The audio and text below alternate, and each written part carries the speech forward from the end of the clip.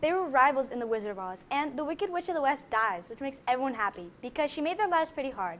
But in Wicked, it shows that the two witches were actually friends. It shows that their relationship takes off and where they end up and why. It also gives some background information on characters, including the Cowardly Lion, the Tin Man, and the Scarecrow. And all of those characters were real people until the Wicked Witch of the West set spells on all of them, and you find out why. In The Wizard of Oz, Dorothy goes through a tornado, or twister, and ends up in the magical land of Oz, and she's trying to find her way home. But she needs to find the Wizard of Oz to help her, and she encounters some friends along the way. Dorothy encounters the Scarecrow, the Tin Man, and the Cowardly Lion, and they all accompany her to go find the Wizard of Oz, and to ask a request of their own. They go through many obstacles and magic, which might not always make sense, but it's all explained in Wicked. Well, that's all I'm going to say for now. But if you want to find out more, go watch it for yourself, because there's some really good music. And speaking of that, there's a showing in like 10 minutes, so I gotta go. I'm Jasmine, reporting for CVTV.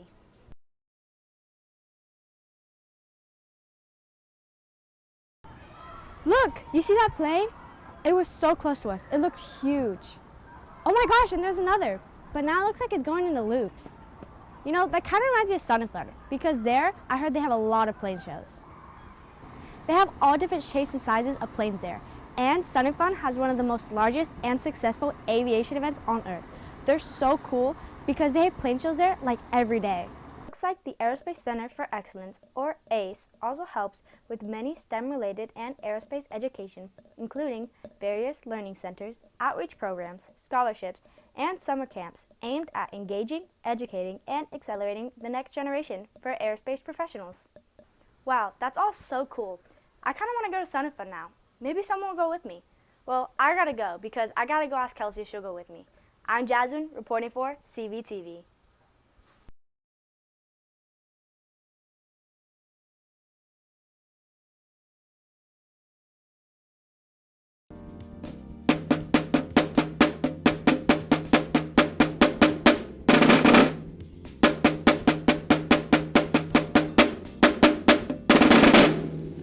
That song is so fun. It's called High Note Happening. I can't wait to play with the whole band.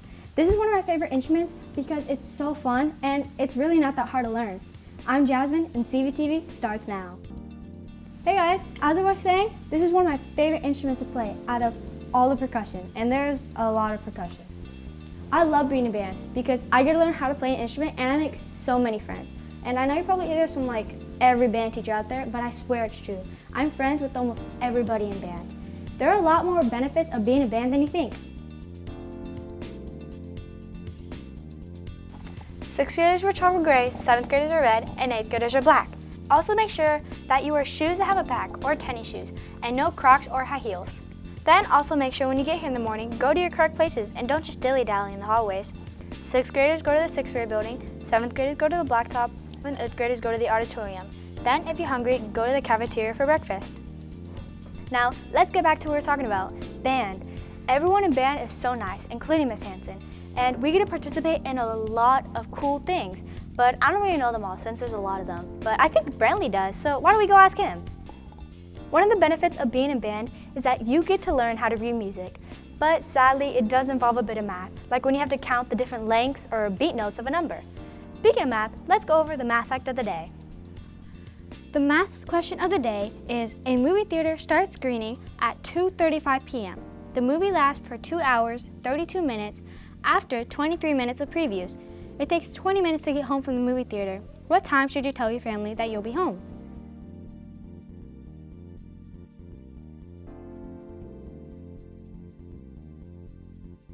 If there are so many opportunities in band, then students must have so much fun.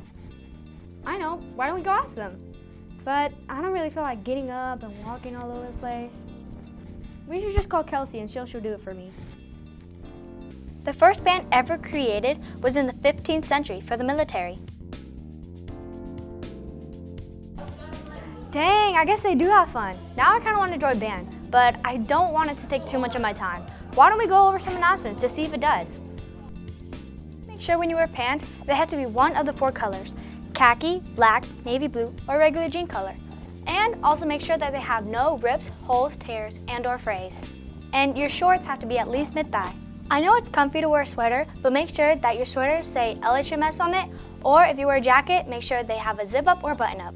The science fact of the day is that water can boil and freeze at the same time. Another thing I really like about band is that if you want, you can play as many instruments as you want. But in percussion, you kind of just play anything that you can really hit. But anyways, also after 1 year beginning band, you can go into jazz band. And every song that they play, I'm not even kidding, every song that they play in jazz band is like, it's so good. Well, that's all I have for today. I'm Jasmine, signing off of CVTV.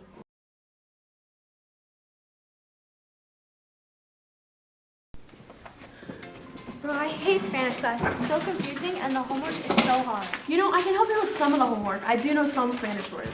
And I'm just Spanish, so I can help you learn about the culture and traditions. Yeah, thanks, I guess. What's going on? Where am I? Last I remember, I was in Spanish class, and now I'm here. Wait, what time is it? Oh my gosh, I'm late. CVTV starts now. I'll introduce myself later. I gotta go.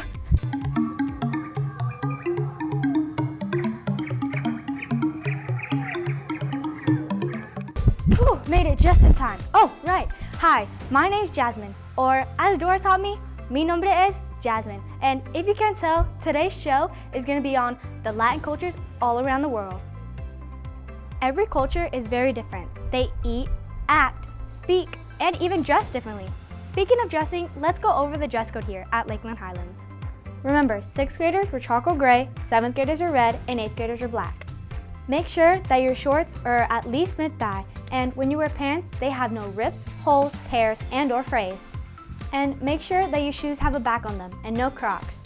The math question of the day is, what is 3/8 to the power of 2 plus 3 times 0.025? The first 7th and 8th graders to email the answer to Mr. Walls will win a prize. Even though I know some Spanish, I still need some help, so let's see if one of you guys can help me. That was a good shot. Hey, give that back! Hey, give it back! Swiper, no swiping! Ugh. Finally, well, that worked. Science fact of the day is that Earth is 70% water, 8% volcanoes, 10% ice, and 11% usable land. Anyways, after all that work from getting the microphone back from Swiper, I'm kind of hungry. I could really go for tamale, but what kind? I'm Mexican and Colombian, and both sides make a tamale, but not gonna lie, the Mexican ones are better. And I think there are a lot of foods that I haven't tried yet. Speaking of food, where's Boots? I bet she would love to eat right now. Hi, perdón, sorry. Wait, what's in the Dora? I'm gonna go search for her. I'm Boots reporting for CVTV.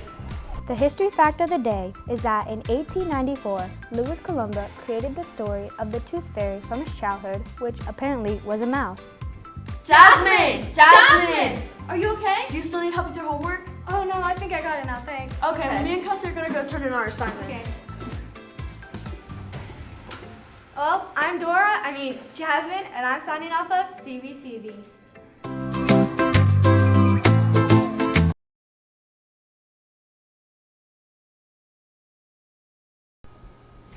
I'm kind of hungry right now. You know what would sound so good is a waffle. But getting out all that mix and doing all that is just too much.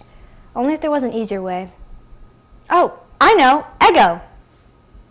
Eggo was invented by Frank Dorsa in 1953. He had a passion for making things easier for people. He used a merry-go-round engine to cook and freeze waffles.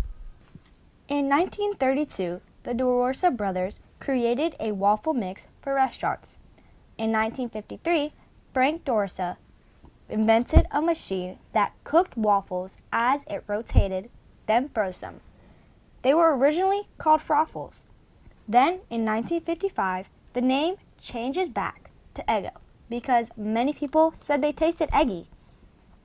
After that, in 1968, the Kellogg Company bought Eggo, and in 1972, Leo Burnett created the slogan, "Lego my Eggo."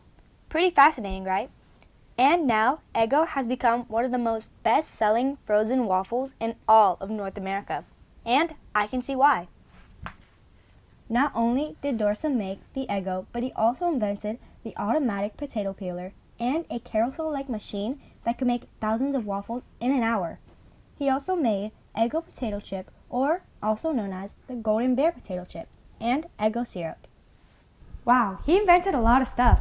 Smart man. Well, that's all the time I have for today. I'm gonna go to my freezer and see if I have any Eggo. I'm Jasmine, reporting for CBTV. Oh.